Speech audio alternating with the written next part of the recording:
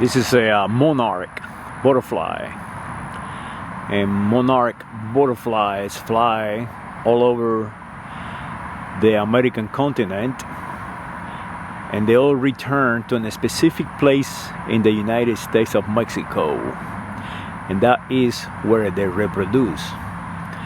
So when they reproduce in the United States of Mexico and they are going flying,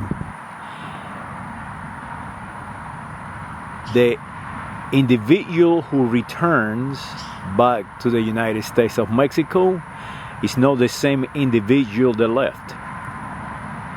It's next generations, many next generations. It's amazing how they remember how to return home.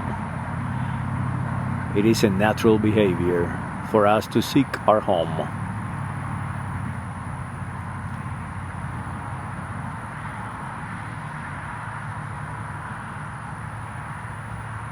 Saludos.